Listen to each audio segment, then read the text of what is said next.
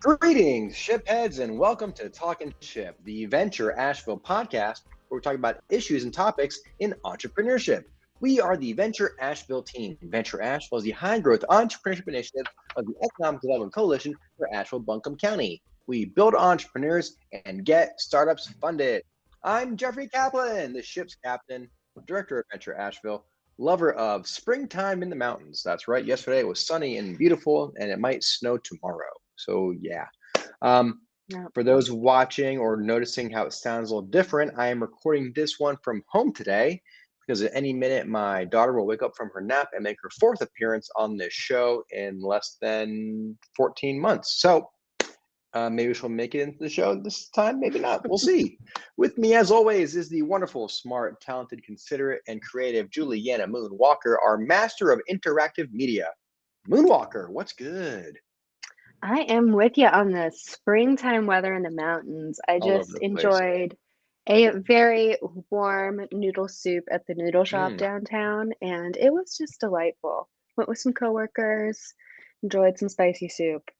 I gotta stop lovely. hearing about coworker lunches I'm not invited to after they happen. Oh, So thanks whoopsies. You again looked busy. for that. You looked busy.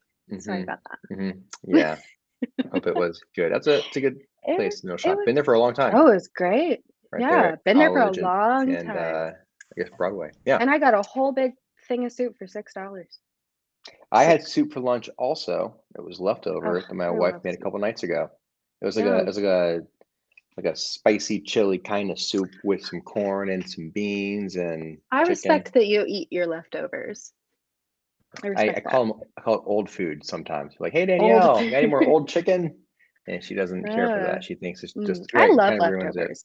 I'm a big Hey, this is leftovers our girl. sister podcast, Leftover Lunches. We'll talk about how to reuse your. This is a food-based show today, I actually so have some I gotta move on. meatballs. Yes, I'm gonna have meatballs. later. Yeah, All right, we'll meatballs. talk. I have a great meatball recipe I'll share with you sometime. Oh, great. Awesome. Yeah. Hey, Jay, did you know the secret sauce of Venture Asheville is that we're actually part of the Economic Development Coalition? Oh, You know, really? most other entrepreneur support organizations are grassroots or nonprofit, or they don't have the institutional backing like we do of a regional economic development organization. It's something we do in part of our strength that we're on the exact same team that does business retention and expansion and site selection. And today's guest actually came through our recruitment and site selection pipeline.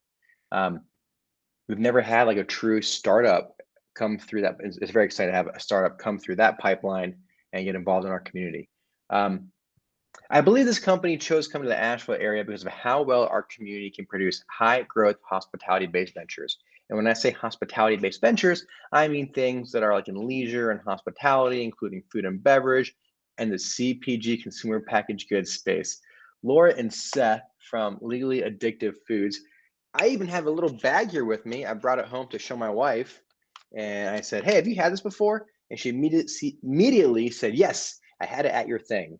And it's so good, which is her way of saying, yes, I had it at the Venture 15 Adventure Asheville Honors, which Legally Addictive was part of. You hit the 15 honorees this year. We had everyone. We had bags for everyone to sample different flavors. Let's jump in. Let's meet Laura and Seth. Let's hear about the Park Cracker all cookie Legally Addictive food brand you all have brought here from Brooklyn, now in Asheville. Laura and Seth, welcome to Talking Ship. Thank you. Hi. How's it going? Going great. Question time. Let's jump in. Let's go back into the beginning of your venture, Legally Addictive Foods. I think it's a family rumor, or a rumor that was a family recipe that you've turned into this phenomenon that's taken over the snack food space? Well, there are many different versions of this, and by no means is this recipe something that we like created on our own. This is a very popular homemade treat, has a lot of different names. It can be found all over the country. It's really popular in parts of the South and in the Midwest, and there's even a version that is made for Passover, that's made with matzah, which people are deep into right now. Stop. No. Can I get some? I'm like the prince of the Yidden here. I brought a shofar to an event this week. Trader Joe's finally has a matzah. Can we get some of that in the chamber? We'll talk offline. Sorry, please keep running. Yeah, you can. It's it's actually an easier recipe to make the one with matzah than is with ours. But yeah, this is sort of, we have not been able to find the actual person who created the original version that our recipe is based on. We've done some research on it. It seems like it appears in the 1950s. The version with matzah was created in 1985 by a woman named Marcy Goldman in New York for Passover. So that one has an origin story, just no one seems to know where this came from. But my family did make a version of this.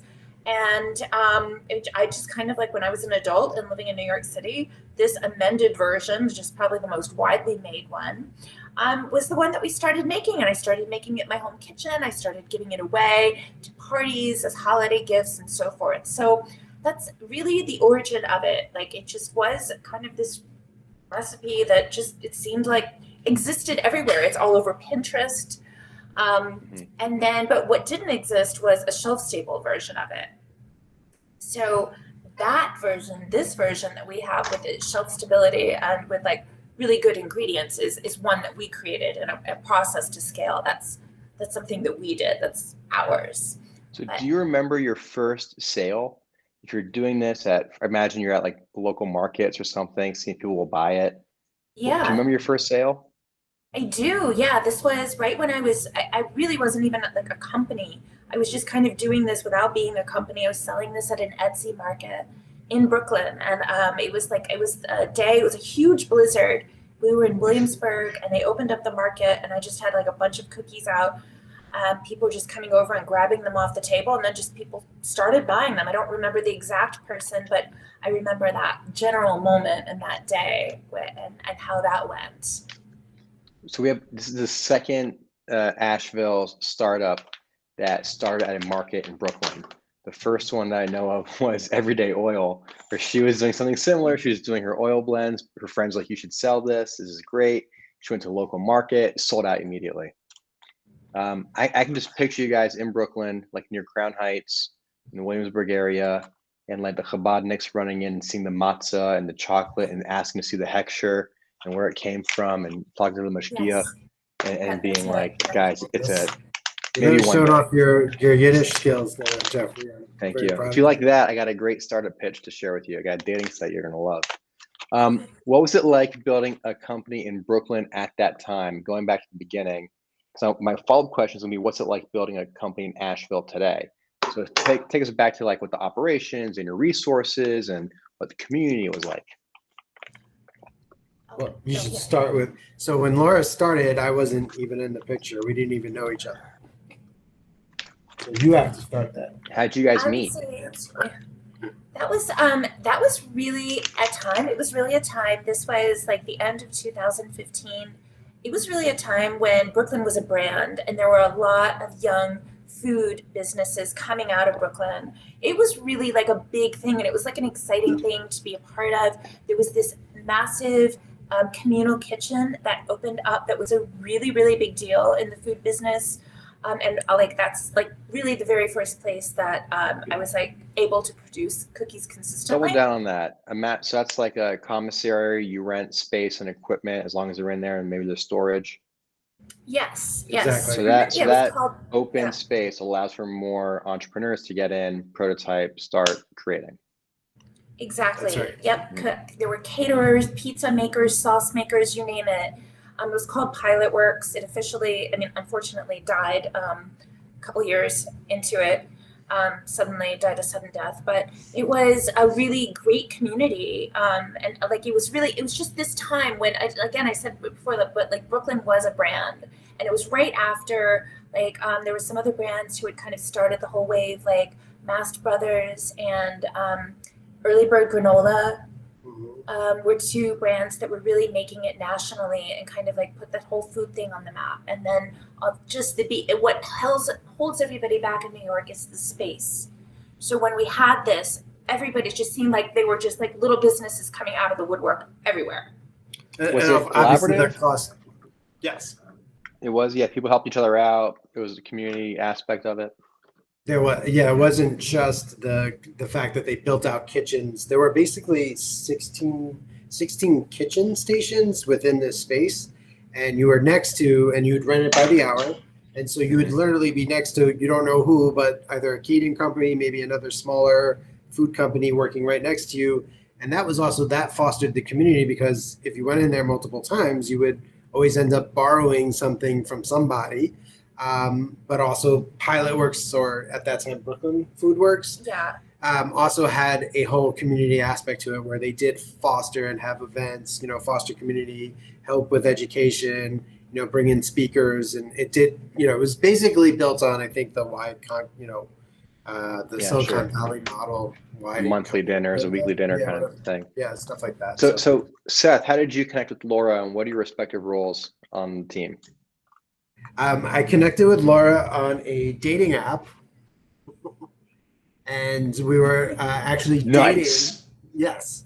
It was not the one you're trying to build. Have we talked about this? We have, right? Just Kibbutz dating site where Jewish mothers set up accounts for their kids, and the mothers talk if they think the kids will get along, and they prepay for the date in the app. No? Okay, well, I'll send you the link later. Go ahead. I don't know. With your story. I know you're going to get mothers to sign up, but will the sons sign up? That's the real question. That's the only question. So this is a podcast about you, not about me. But in customer discovery and research, we found that if you asked a single millennial, would you want a date set up by your mom? 50% of the time they said yes. And then we said, but what if that date was prepaid? And that yes goes up to 92%. And so that's actually what we patented in this matchmaking with a gift. And the patent is on identity verification. So when you show up, are you actually that person? And you have to do something to prove you're that person, like answer a question, play tic-tac-toe. There's a lot of claims. This is, again, not about me.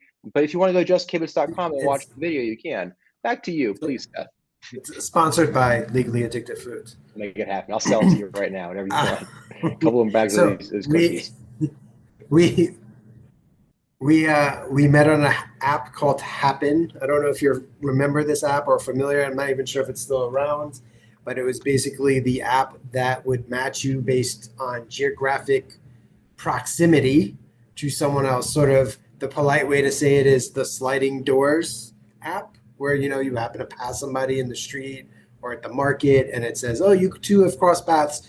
Some people call it the stalker app. Oh, yeah, it would tell you how close you were. And because it was a European app, it would say, you are 100 meters away from this person.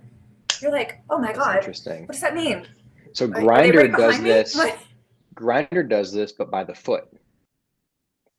And so you think about the importance of proximity and density for the success of a dating app. Again, not that's what the show's about. Proximity is the number one determining factor of success for an app like this, which is really hard when you have Jewish mothers setting up their kids. Anyway, enough about Happen, enough about Just Kibbutz. Back to, so you guys were in proximity and sparks flew. Yes, sparks flew. Yeah.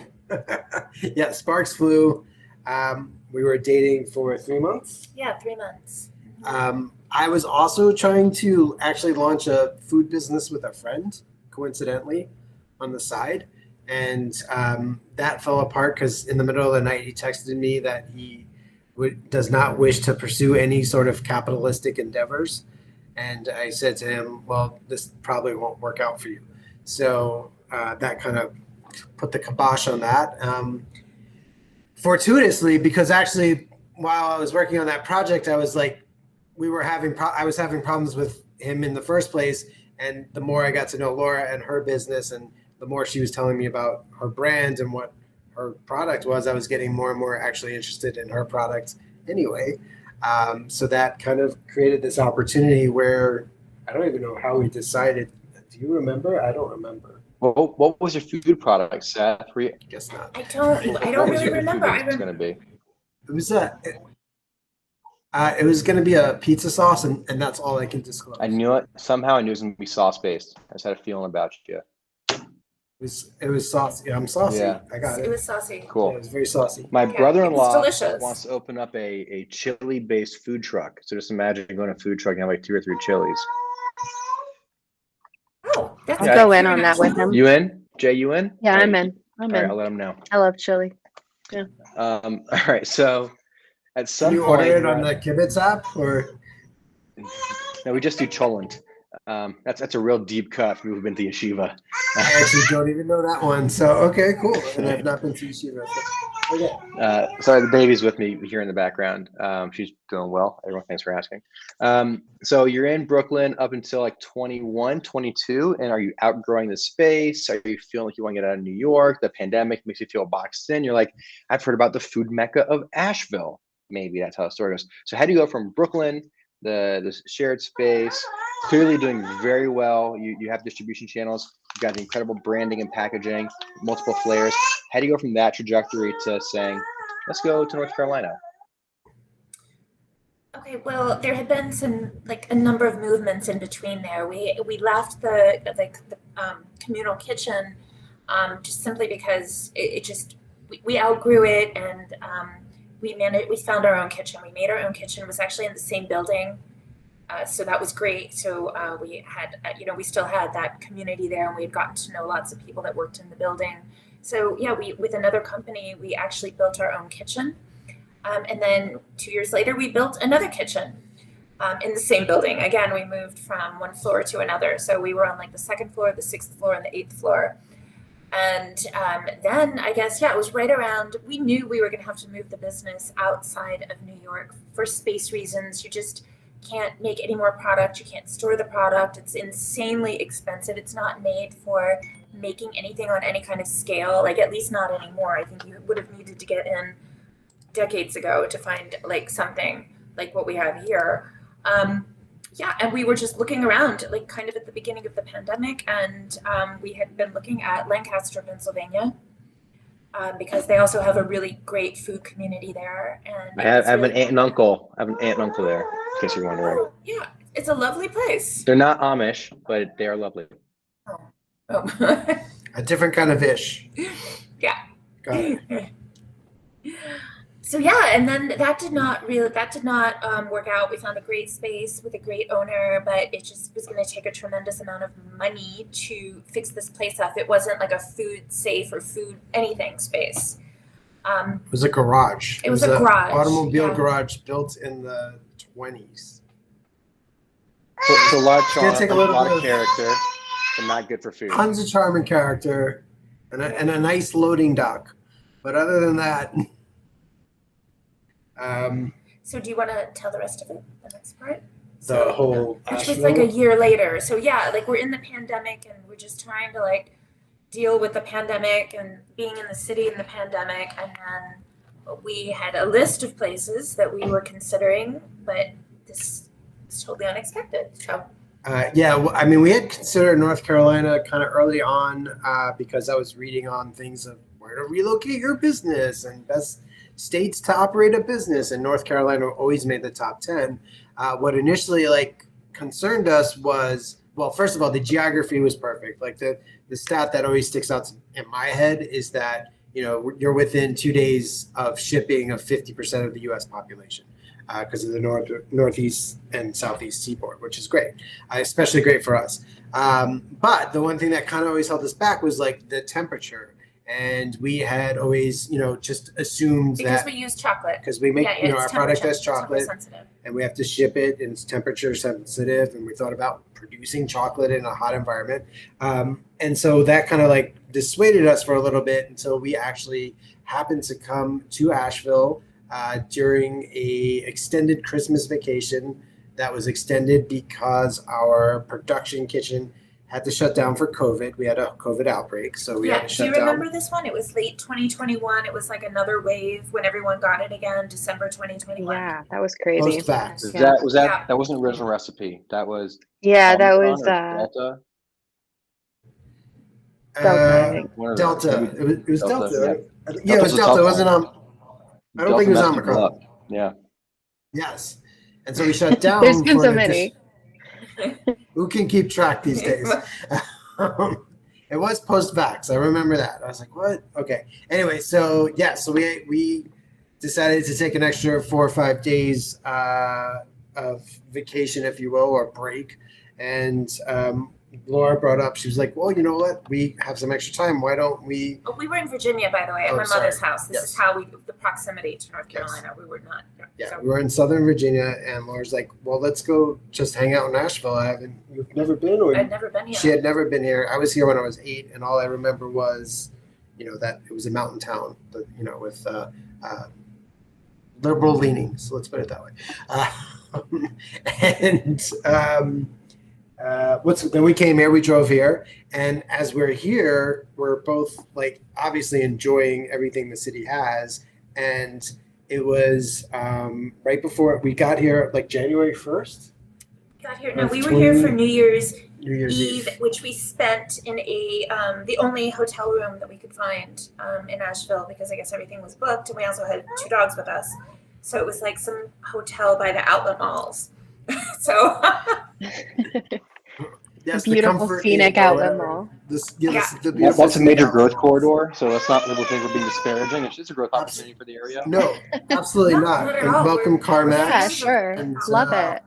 And I think they're building a new Starbucks, so I'm excited about that. But Ooh.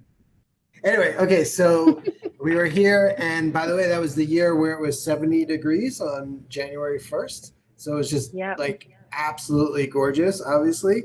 We went to the dog park. We met this couple that had dogs, and we were just talking to them because it started floating in our heads like, should we think about moving here? And then I asked them, and my first question was like, well, wait, what's the weather like here year round? And they said it's pretty much like this. It's pretty temperate. It never gets hotter than 85. It's not too humid during the summer. I was like, oh, okay, well, temperature, myth, this, is now gone, or it's just not as hot as Raleigh, let's say, in the summer. So that was great. So that was a plus. And I love mountains. he likes beer. And I like beer. And Laura, I like to tell this part. We were driving around somewhere in Munford, I think, near the chamber, by the way. And yes, and we had the windows open, and there was a certain smell a good smell coming from a tree or a plant that. Oh, maybe, Yeah. yeah. Go ahead. This tree reminded her of something of her childhood when she lived in Cary. Yeah. I lived in Cary as a child. Oh. Yeah, awesome. I also lived in Goldsboro. So this is my 3rd time living in North Yeah. Carolina. North Carolina but- girl. Yeah, but there's this very specific smell of some plant or tree that's here, and it was it must be all over the state, because I I was just think like, oh my God, this was it's the smell. the hemp plant or the cannabis sativa plant that comes through It's Montford on probably- occasion. Yeah, right, Yes. right. My childhood in Cary was full of cannabis. Yeah. No. God. Hence the Probably name of our dogwood. company, Yeah. obviously. I mean, that's the origins right there. No. So anyway, we just started really thinking about it, and then, and then we got in contact with the chamber, with Clark and April. April. Mhm. April, Clark and April, and shout out to April. And we had a Zoom, and we were now remember we had spoken to some other chambers and other places, and we were just absolutely incredibly impressed. But did you know by at that both time Clark- the number and quality of the high growth hospitality, these food CPG products? Like, did you know that this was such an industry here? No, we didn't. No, we had one inkling of some other food businesses, because Laura, you reached out to Poppy's Ginger at Poppy Ginger, Popcorn, yeah. Great. and they connected. So from business owner to business owner, what's it like to work there? What's the community like? What's employment? What's labor like? How is it? How are the employees? What's it like to hire people? And she gave rave reviews. So that She did. She gave rave reviews. Like we like connected right away, like on like a FaceTime or Zoom or something. And then she was like, and I know this space actually. And that's awesome. This is great. Everything happens. And for anyone Instagram. listening who's thinking about moving their business to Asheville, this happens all the time. This is so generic of a story. But I want to touch on that. So Ginger, who's in similar snack food using bold flavors and chocolates, instead of feeling like threatened that another big name Brooklyn food company is coming to my town, instead of feeling competitive, immediately gets cooperative and says, I got a space for you. You're going to love it here. There's a lot of resources here for you. I would say more than cooperative. Like she was almost like, I mean, without some of her resources and information, she was the other piece of this. Obviously, talking with Clark and April was a huge piece, but that was the other, to hear it from a business owner who knows exactly, especially in our space and knows in our specific category, and not category, but like the type of food we do, and also kind of a few years ahead of us. To hear it come from her was the absolute validation we needed. And not only that, just like, I guess just to touch on it, like from a female perspective, entrepreneur, right, Laura, like that just was a whole different additive to it, right? Absolutely, but there was first of all, you said big name from Brooklyn. Thank you very much. We're not, it's very kind. But thank you. So when the word came out, like in the EDC, like Brooklyn food company wants to come to Asheville, like Brooklyn, we're taking on New York. We're like, we felt mamish chutzpah. And Ginger was the furthest thing from competitive. She was totally welcoming. She still is. Like we're in touch regularly about ask her questions and stuff like that. Like, we wouldn't be here really. I mean, it wouldn't have happened the way that it happened without her. It was very welcoming. That was the very first taste we got of what the people would be like here. Yeah, and then once again, if you want to hear the Poppy Popcorn story, listen to season 2, episode 4 of this show, Talking Ship. Okay. Nice. Perfect. Yes, right. I would like to hear that. And then I came down initially just to scout the location, because basically I do operations and all the fun business stuff, and Laura does all the dull sales and marketing stuff. Okay, I'm being completely sarcastic, in case for our non-Jewish listeners. No, I'm kidding. Okay, edit that out. It's okay. They're all non-Jewish listeners, so that this whole thing. All right, cool. I came to scout out the kitchen, make sure it was something that would work for us. At the same time, I did get to finally meet Clark and April, as well as Jael from French Broad Chocolate, who was also incredibly collaborative and helpful, and was just so welcoming, and was also, I think she was in tons our of info, first tons of resources. Ship. Maybe Jay can pull that one up. I'll give you a second to look up the definitely season 1 with Jael. You talk about Jael, you talk about Poppy or Ginger. And you brought up the woman-owned aspect of it, right? Jael obviously is a woman as well. And we recently did an analysis of all the companies that came out of our incubator, Elevate. We've had 13 food and beverage companies in this space like you guys, or CPG, food and bev, called High Growth Hospitality. Of those 13, 12 are female founded or co-founded. 8 have raised capital, venture capital, and those 13 companies lifetime have created over 300 jobs in our county. So there's something to these woman-run businesses in this industry in our region. And not to plug Brooklyn or anything, but there was a very similar happening there as well in terms of female entrepreneurship, and especially in the food business, which is just amazing. And I think that it's great considering the challenge that we've also run into in regards to some of the old school mentalities in this business on the larger scale.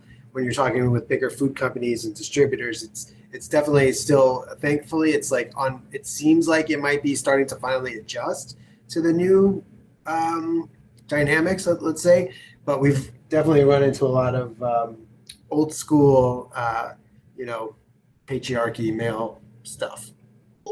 The worst. Tell me more about the products. I have the OG in front of me, and I'm gonna give some to my daughter so she quiets down. Mine's made from cookies. No, it's cookies made from crackers, toffee, chocolate, and sea salt. You talked a little bit about the matzo one coming out. There's also a sprinkled one. I think it's called the surprise Did mix. you just make a product up, Jeffrey? Did I make that up? Yes. There's no matzo one coming out, but we can tell you about a new flavor coming out soon. I misheard. I apologize. Please tell us about the product mix. And if you need taste testers, I think you want something that is really broad. So if you need a grown man and 2 little children and a working mom, we've got can my family be your taste testers? I'm trying to say. Yeah, we need Absolutely. super specific focus groups, and that Yes. sounds perfect. So here's what are the product mix? What are the flavors? What's on the roadmap? So the one that you have there, the one in the pink bag, that is called the OG. This is the very first product that came out. And then we also have everything with everything bagel seasoning. That's sort of our homage to New York City, which is where the everything bagel originated from. I was able to trace that one back, That would actually. be choice. Then we also have churros, and we have surprise party, which is sprinkles and sea salt, and it's in a rainbow bag, and it's really pretty.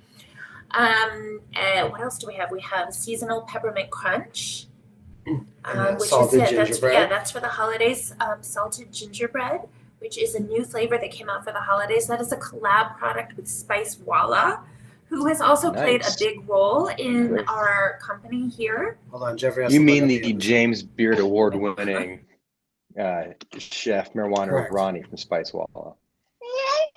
Oh, he hasn't been on the show yet. Actually, Exactly. haven't had That them one. No, on the all show. right. So. Season 4, we'll get marijuana But- on. Episode TBD. Yeah, and Well, okay. we should tell them what describe the full product. Well, the full product, yeah, is at Oh, are you enjoying If that? you watch the Um, YouTube, you can see a little baby eating legally addictive. So Food. cute.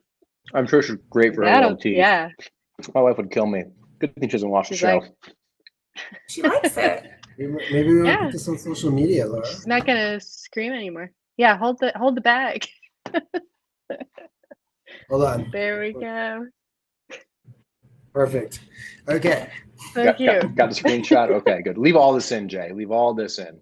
I will. So Just they're for the cookies. YouTubers. Yeah, so it's a cookie made from a cracker.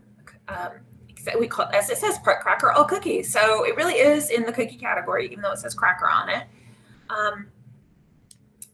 Yeah, and everything we make is sweet and salty. So What? Cookie, cracker, toffee. right. Good cracker topped with salted handmade toffee and chocolate and sea salt. Everything has sea salt on it because it could be various other things. As I mentioned, various other varieties. We have not figured out how to say that. Being like, oh, it's topped with sea salt, but there's others, they're topped with other things. So I don't really know how we still have not figured out how to say that in this way without saying it the way that I just said it. So if anyone listening is a Mhm. copy editor and wants to help contribute to the growth of Legally Addictive, please reach out on Can I our give- Instagram or our website. Here's a free one for you. Just throw it into ChatGPT with enhance and summarize as your prompt and put all that copy in there, or break down to no more than 10 words and see what they say. See what our robot overlord says.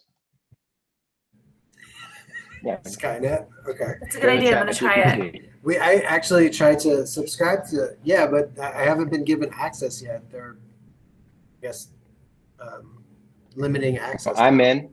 Look, she loves it. She's very happy with it. If you need me to do it, we'll do this over email. But we got a ChatGPT hookup. She's taking it out of Look, my she's hands. to eat reaching for it. Yeah. She just stole it from you. We're gonna. Is it She has okay all- if we? all Do we have your 6 of her permission teeth. to? Yeah, you can totally use this. Yeah. We'll upload the video when we share this out to you. She is hamming it But I up. can get it to you. Looks like we have a commercial, an ad campaign already. Look at this. Yeah.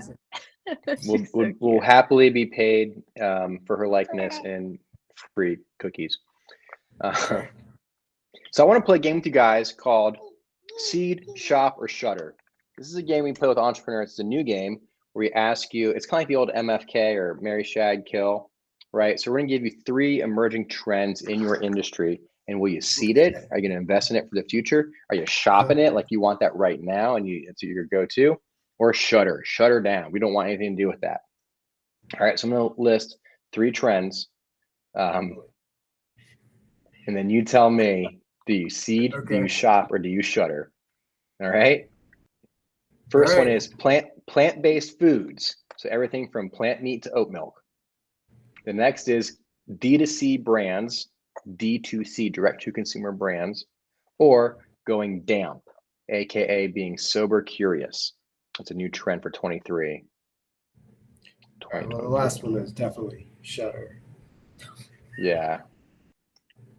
I thought about doing California sober, but you guys are New Yorkers, so I went with sober curious, damp. Sober Jay curious. Walker, you're the youngest person on this recording. Did you know the term damp?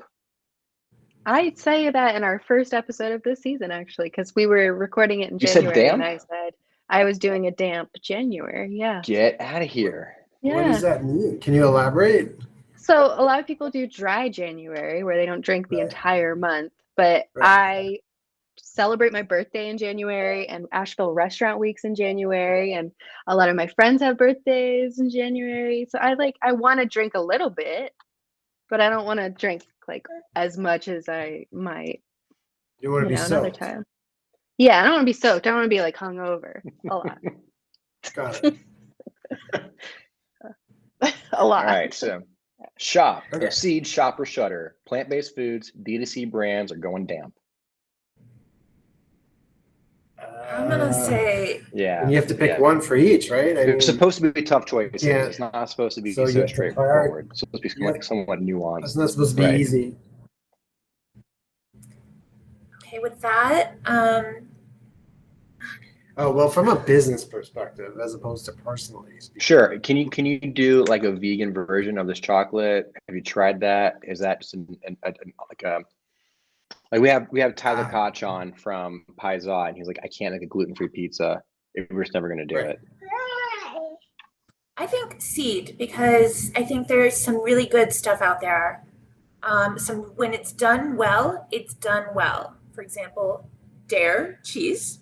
Sure. Very Dairy delicious. vegan, yeah. Mhm. Yes, absolutely. I really, really, really love that product, their products. And then and vegan chocolate, with the chocolate with like, what is it, with like coconut sugar, and that type of thing. I mean, they think there's some stuff that should be left off, but yeah, Okay, so you're seeding plant-based foods. Like that's still a Yes, I am. future trend. Yes. All right. Then Yeah. are you shopping D2C or shuttering D2C? And how do you feel about going damp? You have to get a shop or shutter, one of those. I think you need to shutter D2C because I think you need to be diverse. Had its moment, it's over. Yeah. D2C is Now done. it's got to be folded. It can't be your only Yeah, resource. you've got to do your also, only yeah, channel. you've got to work in retail too. Right.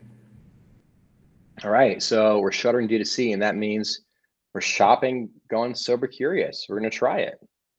Try and going You damp. are. We're not trying it, but yeah, sure. I have, like, as you may know, I have Passover coming up. I need to get 4 glasses of wine down at night. No one's going damp in this house. Jay Walker, thank you for being our damp queen at Venture Asheville. My honor. All right, as we have What you got? time for one more question, and we kick it over to Jay Walker to ask the final question of the show. Yeah, so you guys are newcomers to Asheville. What is something that you've discovered in your time here that is your like favorite Asheville thing? You know? There's a lot. So I know. Yeah. It's a big list, but you know, you can give me 3. Give me your top 3 right now in Asheville. That you can do everything outside. You can be outside 12 months out of the year That's and wonderful. do anything. You can eat, good one. drink, walk, do anything. Listen, anything outside here. Yeah. The climate's what got you here, so that's great. Yeah. And that reminds me, I got to throw this quote in and shout out our dear friend, CEO of the CVB, Vic Isley, who says visitation is the front door for economic development. And I think you guys are an amazing example of that, like true, strategy come to life in a Legally Addictive story. Absolutely. Yeah. What's your favorite thing, babe? Oh, I have to answer this? Mm-hmm. Oh, if you want. Ideally, it would be nice. That you can drink beer outside any time of the year. It's great. At many different venues. Yeah, I like that part too. Do you think as newcomers to town, if you've been to other places like Savannah or New Orleans, for example, a lot of these drinking towns have open container districts or open carry districts, essentially, right? Where you take your drink, you leave the bar, you walk to another one. We've never had that in Asheville, but we are clearly a beer town. I agree with you. I think you cut off a few roads in Southfield, make that an open container district. Our newcomers, how do you feel about, because you clearly like beer and this whole sober curious thing is such a idea. Thank you, Jay Walker, again, for holding it down. How do you feel about the open container districts? You see how much chocolate is on this baby right now? Sorry, if you're watching. Wow. Hold on. Oh my gosh. Demolished these cookies. What, It's also can we see all the over my bag? desk. Can you open the empty bag as Hey, well? sure. I mean, Okay. don't drop See what I your do. towel, Jeffrey. Hold on. Here we go, ready? Okay. Ready? Yep, let's go. Yep. And Is that gonna be good enough? a little down more, please, if you don't mind. Your left hand down. Don't drop her, Jeffrey. Hey. People listening thinks this is a terrible episode. People watching are having a great time. I hope her This is mother like the is not watching. classic Nixon-Kennedy debate. Do you have the photo? Goodness. Oh, that's a good look. Yeah, we're good. Ooh. Okay. Oh, that's really good. Hold on. Oh, right in the face, Yeah. right in the eye. Look my kid sorry. right in the eye. Jeez, Just great give her TV, more. She'll be terrible good. radio. Yeah, she's fat. This is wonderful. Oh, I can't believe I didn't say this before. Where do we buy Legally Addictive? Yeah, If I where can we listened to find this you? episode and I was like, I got to get me some of those cookies. In- Where do I go? In Asheville specifically, or just in general? Like in Asheville, We do both? Provisions. Sure, Okay. Provisions Mercantile, Moonlight Makers. Moonlight Makers. Oh, nice. Mountain Merch. They were also on season 1 of our show. Oh, great. Which episode? Mountain Merch wasn't. Moonlight Makers. I wish I could tell Oh gosh. you. That was going. Moonlight Makers and It'll Everyday all be in the Oil description. were on the same Okay, great. episode because both these woman-owned ventures have never raised any capital, and how successful they've been by being purely revenue-generated growth. Good episode. Awesome. That's awesome. We should listen to that. It's What not else a do bad we- show. I know not and that- every interview is as smooth as this one, but it's a good show. We're also going to plug the North Carolina Arboretum Arboretum Yeah. Gift Store. gift store. The Biltmore. And our favorite place. Biltmore State gift store as well. And our favorite place to shop, the Asheville Visitor Center, also carries Yeah. Legally The Addictive. gift shop. Oh yeah, great. Yeah, it's a right. good And if I afternoon was snack. not in Asheville, any national chains or online, Amazon. They're available on our website, legallyaddictivefoods.com. Sign up for 10% off. There's a ton of like stores, like really like all over the country. Like just like I could say probably in almost every market there's independent stores. So we're not in any like big national chains yet. We're in like some places that have like multiple locations, but nothing like nothing that's like nothing huge and national. It's like more regional, local places with multiple locations. Yeah, but within a month we'll have a fun announcement to make. Yes. Okay. A national retailer, but we can't disclose it. Fantastic. Well, good luck. We look forward to seeing that press release come out, and we'll share it across the social media channels. If you send it to Juliana, she'll get it across the chamber channels as well. I And will. I feel like I should wrap this up, but I have one more question. How many accounts do you have? Like how many stores are selling Legally Addictive? Around 2,000, a little over 2,000. That is a lot of stores. That's a lot to manage. That really shows the quality of the product and the desire in the market. If this baby housing Yeah. these cookies wasn't enough of a testimonial for you, get yourself some Legally Addictive. She is Seth, single-handedly Laura, driving demand. Thank Well, you even sold so in much. Alaska. You're sold all 50 Wow. states? I don't know about Hawaii. Ooh. Yeah, Hawaii's tough. Hawaii's tough, but we're in Alaska. We're in at least 2 stores 49. in Alaska. We used to be in Hawaii. Yeah. Got some You got the respect. contiguous United States, maybe Puerto Rico one day. Maybe there'll be a state. Maybe. Personally, Bermuda. I hope so. All right. Laura and Seth, this was a delight and a lot of fun. Thanks for hanging with us through this kind of a crazy episode. We love that you're here. We love your food products. We love that you're part of our chamber, our EDC world. Thank you so much for talking shit. Thank you. Thank you, guys.